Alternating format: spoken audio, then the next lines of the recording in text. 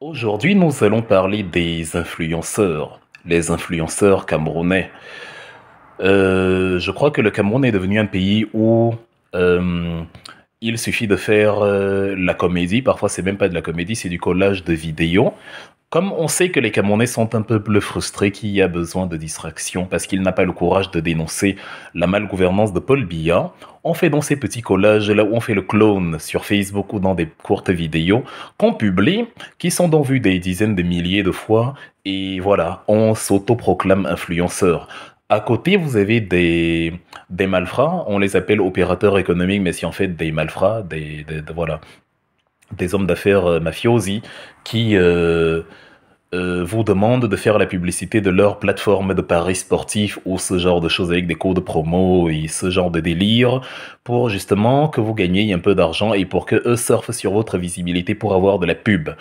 Et ces influenceurs, donc, qui sont vraiment certains qu'ils influencent quoi que ce soit, se retrouvent donc avec des pages incroyables, avec des abonnés, un nombre d'abonnés totalement inouï, et ne souffrent jamais de ce qui nous arrive tous les jours, à savoir la restriction de pages.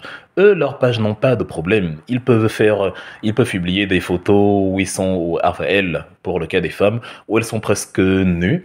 Ils et elles peuvent avoir les langages les plus vulgaires qui soient. Ils et elles n'ont jamais de soucis de connexion, de soucis de portée organique.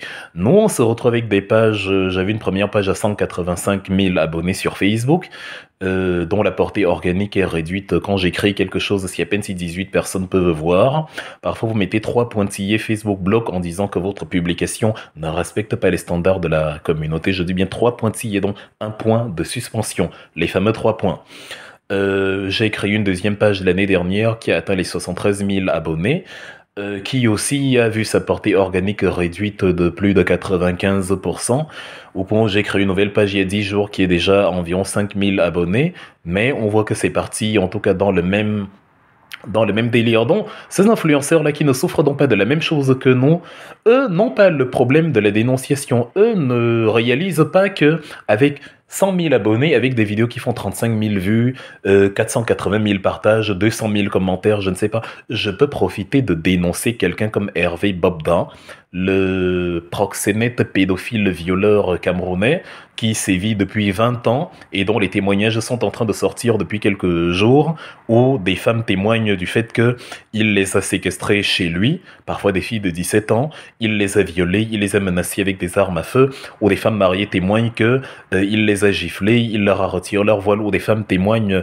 que pendant leur menstruation, il leur a littéralement retiré leurs serviettes hygiéniques, ou des hommes témoignent qu'ils ont été abusés sexuellement par cet homme qui a pris ses gorilles et qui les ont muselés et qui ont permis justement à ce Hervé Bobdan d'opérer son affaire. Donc, les influenceurs aujourd'hui, parmi lesquels les femmes au Cameroun, en fait, les femmes sont les influents. Je les appelle comme ça parce qu'il ne me vient pas d'autre mot à l'esprit. Ce ne sont pas des influenceurs, ce sont des amuseurs publics, des amuseuses publiques, le cas échéant, qui profitent du fait que les Camerounais sont un peuple qui aime ne pas réfléchir. C'est-à-dire, c'est un peuple intelligent, mais qu'on a fatigué en lui disant que réfléchir ne sert à rien. Le pays est verrouillé, Paul Biya a annihilé tout espoir d'émergence quelconque et dont les Camerounais se sont repliés sur la distraction. On va donc jouer, s'amuser tous les jours. Quand on ne va pas parler de la CAN, on va juste regarder la comédie, donc c'est le football, ou encore juste la comédie. Donc on rigole dans les bars autour d'une bière,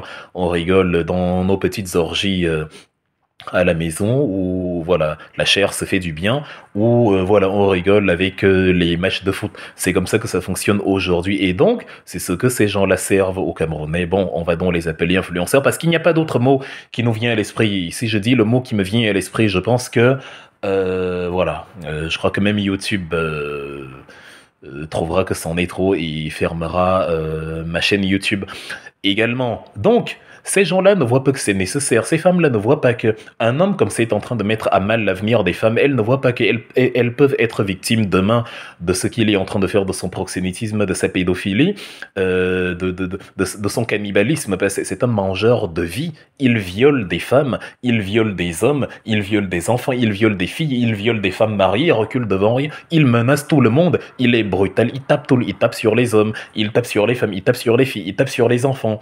Il leur demande de faire des choses choses sans queue ni tête. Il leur demande de s'adonner à des pratiques qu'elles n'ont jamais voulu. Il les séquestre pendant des jours chez lui, voire des semaines, à se demander s'il n'en a pas encore tué quelques-unes, parce que beaucoup de jeunes femmes sont mortes au Cameroun ces dernières années dans des circonstances inexplicables.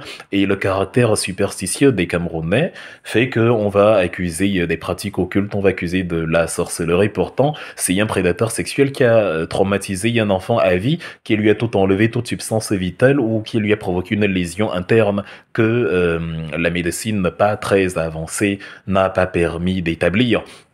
Donc voilà, et pendant qu'on attend que les influenceurs aujourd'hui dénoncent ce genre de choses, pendant qu'on attend qu'elles usent de leurs audiences, ils, au pluriel, usent de leur audience pour justement mettre cet homme hors d'état de nuire maintenant et pour qu'on l'arrête, non, ils et elles ne se sentent pas concernés. On les voit commenter la poussière en Côte d'Ivoire, se réjouir du fait qu'il y ait aussi la poussière en Côte d'Ivoire, comme si ça enlevait le fait que la Côte d'Ivoire a des autoroutes et que le Cameroun n'en a pas. On les voit, voilà, s'énerver énergiquement à corps et à cri que le Sénégal a giflé le Cameroun et que la prestation des Lions était médiocre, mais ils et elles n'ont pas la même colère pour dénoncer quelqu'un qui est en train de menacer leur propre avenir, quelqu'un qui est en train de prendre leurs espoirs, quelqu'un qui est en train de prendre leur jeunesse, qui est en train de prendre leur vie, qui est en train de leur dire « Vous n'allez pas être tranquille dans ce pays tant que je serai là, puisque je peux débarquer d'une moto, descendre de là, vous aborder, et si vous ne répondez pas favorablement à mes avances, je vous sors l'arme à feu, je vous sors la torture, je vous amène chez moi, je vous viole, je vous tue, je vous séquestre, je vous enchaîne, comme il a enchaîné une jeune femme et qu'il a quitté la maison, la laissant là dans l'incapacité de bouger sur son lit. » Donc, je demande où sont les influenceurs camerounais, mais quand est-ce que vous allez y apprendre à être présent là où il faut être absent? Pourquoi est-ce qu'on donne à ceux qui ne savent pas faire quoi que ce soit de ce qu'on leur a donné? C'est quoi cette audience que vous avez et qui ne sert qu'à amuser et à faire le pitre? C'est-à-dire, je ne sais pas. Soit vous avez peur justement que, en essayant de sensibiliser, vous allez vous retrouver dans notre situation, parce que je n'ai jamais eu de problème d'audience. Le problème, le souci, c'est que quand on se met justement dans la position de celui qui n'accepte pas le cannibalisme social, de celui qui n'accepte pas les pédérastes locaux, de celui qui n'accepte pas le viol institutionnel, où on utilise les moyens de la République, on utilise l'argent de vos impôts pour engager des soldats ou pour faire ami-ami avec des autorités administratives et des corps de l'armée nationale qui va vous accompagner dans vos activités de commerce humain, voilà, de commercialisation de jeunes filles, de proxénétisme. En fait, vous avez peur que si vous engagez dedans, vos pages vont se retrouver restreintes comme les nôtres. Mais c'est le prix à payer quand on veut construire un pays. À quoi te sert d'être visible? À quoi te sert d'avoir de l'argent si tu vis dans un pays où ni ta femme, ni ton fils, ni ta fille, ni ta sœur, ni ta mère ne peuvent être tranquilles parce qu'il y a des violeurs qui courent dans les rues? Quelle est la finalité de la vie? Créer une république qui a un sens et où la vie est respectée, où les criminels sont en prison, ou alors avoir de l'argent au milieu des voleurs, des pédophiles, des proxénètes, des cannibales et des assassins? Qu'est-ce que vous voulez pour votre existence? Qu'est-ce que c'est qu'un influenceur? Vous n'êtes pas des influenceurs, mais pas du tout. Vous n'influencez rien du tout. On est en train de se demander comment justement ceux qui ont la chance de ne pas voir leur portée organique muselée ne l'utilisent pas. Pourquoi c'est nous dont les publications ne vont atteindre que 5-6 personnes malgré nos nombreux abonnés? Pourquoi c'est nous qui forçons le trait et qui essayons de serrer les dents et de capitaliser sur le fait que les 2-3 personnes qui vont nous écouter vont relayer le message à 2-3 autres personnes qui vont à long terme permettre qu'on ait une masse critique qui permet à ce monsieur Bobdan de retrouver le Newf, de retrouver les barreaux, de retrouver les grilles, de retrouver la prison et de ne plus jamais sortir de là. Tu parcours les pages des artistes, des comédiens camerounais, mais tu te demandes, mais dans quel monde on vit? Ils sont absents, mais au propre comme au figuré. C'est-à-dire, ils vivent dans un monde, ils vivent dans un cocon bien à eux.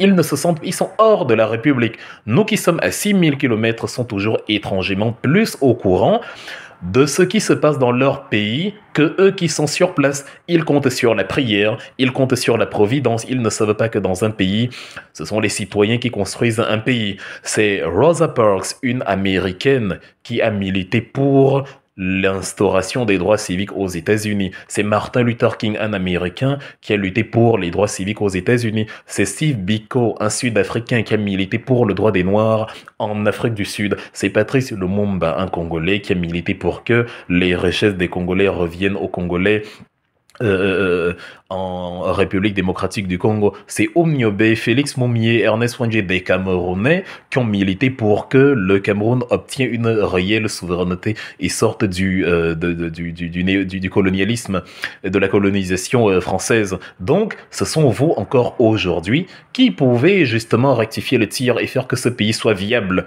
Parce que vous-même n'aurez pas la force de sortir dans la nuit avec des hommes comme ça qui déambulent. Peut-être que vos propres sœurs, vos propres femmes, vos propres filles ont été victimes de cet individu et ne vous l'ont jamais dit. La plupart des victimes, et c'est le cas dans tous les pays, 95% des victimes ne disent jamais qu'elles ont été victimes.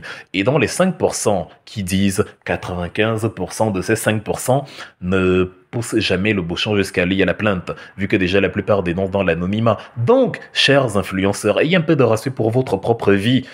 Dites-vous qu'un jour, ce délire des paris sportifs, les paradigmes changent. Il n'y avait pas Facebook, il n'y avait pas les réseaux sociaux il y a encore une vingtaine d'années dans la configuration actuelle. Sachez que dans 20 ans, vous qui avez 20 ans aujourd'hui et qui auront donc 40 ans dans 20 ans, ou dans vous qui avez 30 ans qui auront dans 50 ans, dans 20 ans, vos enfants, vos femmes ou je ne sais quoi, si vous n'avez pas créé un pays aujourd'hui qui est socialement potable. Vos femmes, vos enfants subiront les retombées de votre absence d'engagement, puisque tout ce qui compte pour vous, enfin, je n'ai jamais compris l'intérêt. J'ai fait une vidéo, je ne sais pas, où je fais rire tout le monde. Et après, c'est tout. J'ai 50 000 personnes qui aiment ça, mais c'est quoi la finalité? C'est quoi la suite? J'ai fait rire, et après, j'ai fait rire, mais la poubelle dans laquelle je réside, et je ne parle pas des ordures en soi, bah déjà qu'il y en a, la poubelle sociale dans laquelle je réside, ce pilote, tout est dangereux, où personne ne peut rien dire. Moi, ça me va, ça me convient. Je ne réalise même pas que ma portée organique peut faire bouger les lignes. Je pense que c'est d'autres personnes qui vont changer quoi que ce soit. On est aux abonnés absents, vous allez les voir quand ils ne parlent pas de foot. Ils ont encore lancé un truc sur la comédie. Toujours des questions absurdes, des petites blagues absurdes, des petits jeux de mots totalement stupides pendant qu'il y a un violeur qui court les rues. Mais dénoncez le violeur qu'il y a au milieu de vous. Il s'appelle Hervé Bobdan. C'est un proxénète, c'est un violeur, c'est un cannibale, c'est un carnassier, c'est un assassin, c'est un tueur de vie. C'est une pourriture qui n'a rien à faire dans la société camerounaise à déambuler au milieu des gens. C'est un Amogo Bellinga numéro 2, voire en pire, parce que lui, son activité de proxénétisme, de viol, de torture s'étend sur littéralement plus de 20 ans. Il a hérité cela de son cher paternel. Comme on dit, le fruit ne tombe jamais loin de l'arbre. Et donc voilà, il va certainement le transmettre à ses enfants s'il en a. Et ce sont vos enfants qui seront les victimes de viol de ces enfants. Il n'est pas question, il n'est pas compréhensible que nous, dans la diaspora, nous qui ne sommes pas là, sont plus préoccupés par votre misérable vie que vous-même qui êtes sur place et qui n'avez pas de respect, qui n'avez pas d'amour pour votre propre vie, qui voulez littéralement, je ne sais pas, continuer de végéter dans cet univers-là où les femmes sont réduites à moins que rien, où il vous dit, une femme ne me parle pas comme ça parce que vous êtes une femme, vous devez y accepter ses avances. Comme vous avez dit non, il vous gifle, il vous claque, il vous met de force dans sa voiture, il amène ses gorilles avec lui.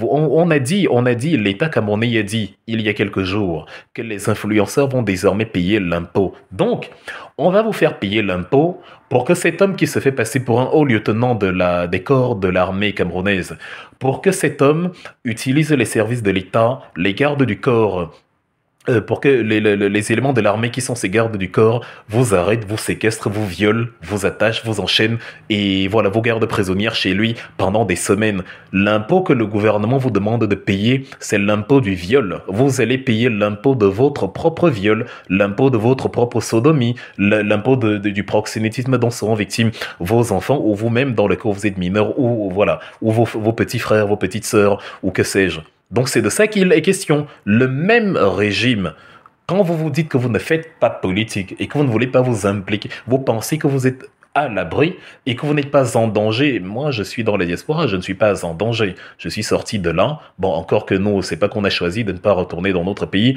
Ce sont ceux qui nous disent tant de mettre les pieds ici, qui nous empêchent eux-mêmes encore de mettre les pieds dans notre pays en nous menaçant, en ayant déjà dit qu'ils allaient nous assassiner, nous mettre en prison, nous coller des motifs ubuesques, nous priver de liberté, etc. Donc, nous qui ne sommes pas en danger parce qu'on est assez loin, c'est paradoxalement nous qui, militons pour que ça aille. Vous, vous êtes sur place, vous payez l'impôt du viol, l'impôt de la sodomie, on vous fait payer les impôts, et après, quand il va vous aborder que vous n'allez pas répondre, bon, Vous savez ce qui vous attend. Rendez donc vos réseaux sociaux utiles ou déconnectez-vous à jamais parce que c'est assez insupportable de voir des gens qui ont une audience aussi colossale. Ça n'existe dans aucun autre pays. Vous avez des gens qui ont une telle audience. Vous imaginez ici en France, il y a, je sais pas, un violeur qui court les rues et le gouvernement ne l'arrête pas. Vous allez voir Kylian Mbappé écrire que mais c'est pas possible. Ce violeur-là, je veux qu'il soit arrêté. Je veux que ma France, c'est pas ça, ma France, la France des violeurs, la France des et ainsi de suite. Ils vont parler. Vous ne faites pas politique. Vous croyez à l'abri. Mais vous voyez bien que vous n'êtes pas à l'abri. Ceux qui ne font pas politique sont plus victimes des services du gouvernement que ceux qui font politique. Ceux qui meurent sur l'absence d'autoroute, sur l'axe des doigts là, les 98% ne font pas politique. Vous fouillez le pédigré de ceux qui sont de ceux qui sont accidentés, des cadavres qui jonchent les rues, vous allez vous rendre compte qu'il y avait personne qui était impliqué dans un parti politique. Ceux qui se font violer et agresser dans la nuit ne sont pas dans un parti politique. Certains même sont dans le parti du régime. Martinez était un soutien à Paul Biya. C'est-à-dire, on a plus assassiné des membres des soutiens du régime ou encore ceux qui ne font pas politique que ceux mêmes qui sont de l'opposition. Les membres de l'opposition sont pour la plupart arrêtés. Certains peuvent mourir dans des circonstances horribles, dans des conditions dégradantes que le gouvernement a mises en place, comme Rodrigue Ndagueo qui est mort de choléra, ou Sylvain Sope qui est mort dans des conditions inexpliquées. Il avait une fracture, il se retrouve mort quelques jours plus tard. Donc, ça arrive. Mais ceux qui meurent la plupart du temps, c'est vous.